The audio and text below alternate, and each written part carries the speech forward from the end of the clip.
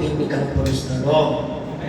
భక్తికి సంబంధించిన ఇంట్రక్షన్స్, హెచ్చరికలు రెండు నేను మీతో పంచుకుని ముగించేస్తాను. చూడండి, ఆదికాండము 14 ఒక్క మాట జ్ఞాపకం చేస్తున్నాను. ఆదికాండము 14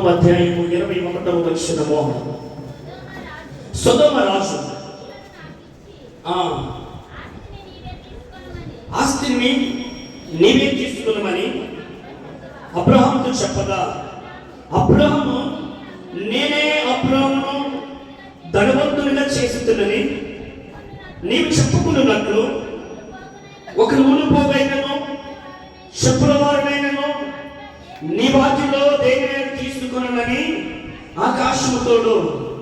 ఆకాశమునకును భూమికి సృష్టికర్తయును సర్వోన్నతులను దేవుడునైన యెహోవా ఎదుట నా చెయ్యి ఎత్తి ప్రమాణము చేయుచున్నాను. హల్లెలూయా, హల్లెలూయా.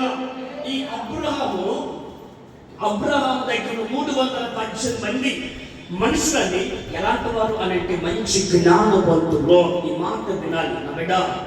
వీరి జ్ఞానాన్ని చూసంట సొదొమ గొమొర్ర రాజు అంటున్నాడు, అబ్రహాం ఇదిగో నా దగ్గర ఉన్నటువంటి ధనాన్ని నీకు ఇచ్చేస్తాను, నీ దగ్గర ఉన్న మనుషులు నాకు ఇవ్వు అని అంటే అబ్రహాం చెప్తున్నాడు, అయ్యా నీ దగ్గర ఉన్న నూనె పోకు నాకొద్దు, నేను దేవుడితో ప్రమాణం చేస్తాను, నేను దేవుడితో వాగ్దానం చేస్తాను. ఏమన్నా తెలుసా, మనుషులు ఇచ్చే ఆశీర్వాదం నాకొద్దు, మనుషులు ఇచ్చే కాపుదల నాకొద్దు. నేను వారి కాపుదల పొందుకొని వారికి నేను డబ్బులు ఇచ్చి వారి డబ్బులను తీసుకొని ఇదిగో నేను అట్లాంటి మార్గంలో నేను బ్రతకను అని చెప్తూ దేవుడితో అంటే అబ్రహాం ఏం చేశాడట, గట్టి చెప్పాలి, ప్రమాణం చేశాడు. ఏం చేశాడు?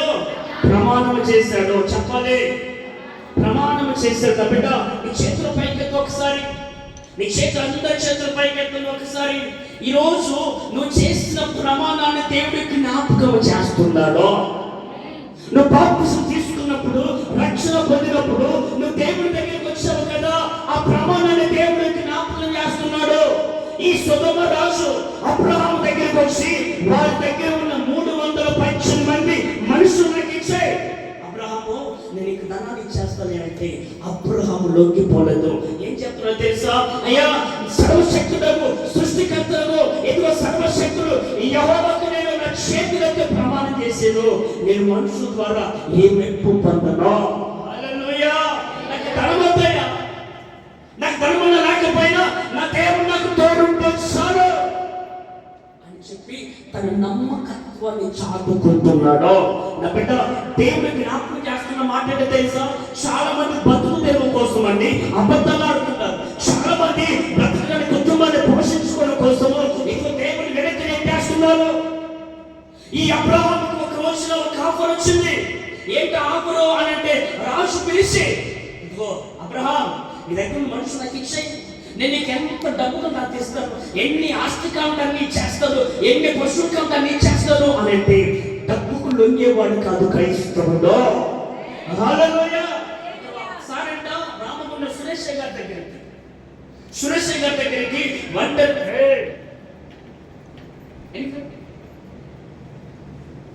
ఒంటరిగా సాగు చేస్తున్న దినాలలో ఒంటరిగా ఉన్నప్పుడంట సురేష్ గారి దగ్గర మంచి క్లోతింగ్, మంచి ప్రభావం బయటకు వెళ్ళిపోతుంది, సమర్పణ కలిగిన సేవకుడు.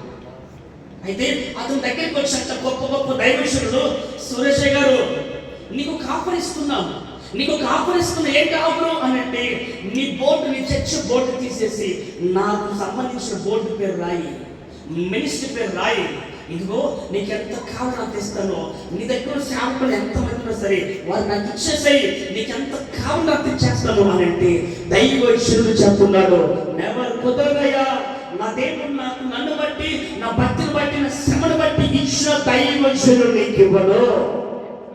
హల్లెలూయా.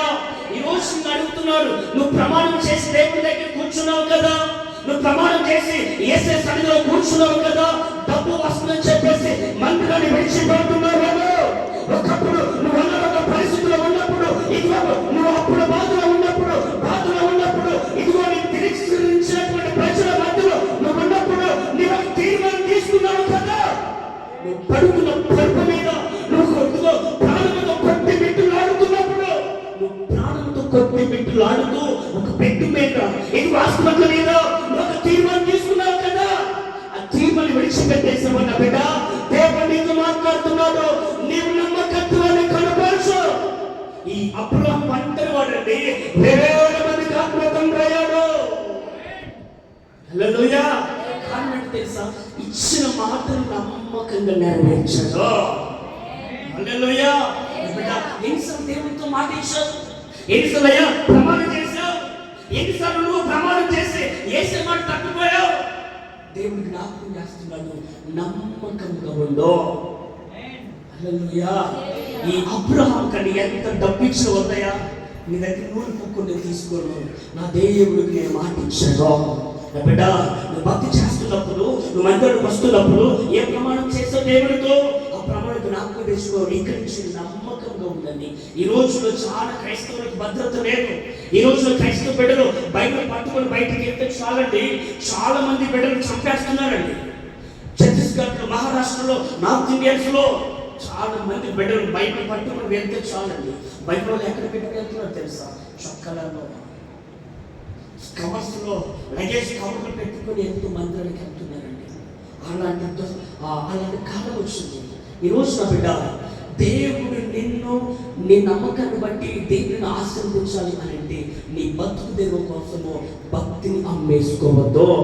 ఈరోజు ఒక అబద్ధం ఆడితే ఇదిగో 10 రోజులు సంతోషిస్తావేమో, 10 రోజులు దేవుడి కోసం కష్టపడు, ఏమేమో దేవునికి సంతోషం ఇస్తుంది. చెప్పండి కూడా దేవుడి కోసం నమ్మకంగా కష్టపడితే చాలండి, దేవుడిని దీవిస్తాడు. ఎప్పుడు ఒంటరి 24వ అధ్యాయం వచ్చిన ఒక మాట చూడండి. 24వ అధ్యాయం వచ్చినలో రాయబడినటువంటి మాట, అబ్రహాము బహుకాలం లక్షణుడై ఉండెను, అన్ని విషయంలో దేవుడు అతన్ని ఆశీర్వదించును. హల్లెలూయా.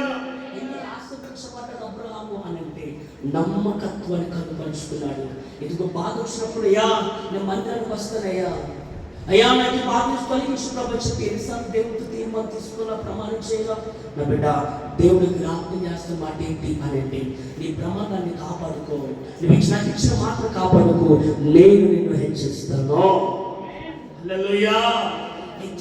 హెచ్చిస్తాడు. బాధలో ఉన్నప్పుడు, కష్టంలో ఉన్నాడు, ఇబ్బందులో ఉన్నప్పుడు, నువ్వెంత శ్రమలో ఉన్నప్పుడే సరే, నీ బాధను బట్టి నువ్వు నమ్మకంగా ఉన్నావంటే దేవుడు నిన్ను కనపరచబోతున్నాడు. హల్లెలూయా. భక్తులు ఫస్ట్ హెచ్చరిక అంటే నువ్వు చేసిన ప్రమాదాన్ని నమ్మకంగా ఉంచుకో, నమ్మకం కాపాడుకో. ఏదో పలవాడు ఇట్లా అబద్ధం ఆడుతూ డబ్బులు ఇస్తాడు, ఏదో పలానా ఆ సమస్య పోవాలంటే ఈ పని చేసినప్పుడు చెప్పేసి మాత్రం దేవుని పక్కన పెట్టి మాత్రం చేసుకో. చాలా శాపం, బహుశాపం. ఈ అబ్రహాము నిజంగా అక్కడ వచ్చే బయటికి వేల మందికి ఆత్మీయతండ్రి అయ్యాడు. హల్లెలూయా. ఇంకో మాట చెప్తే ముగించేస్తాను. హోషే గ్రంథము 3వ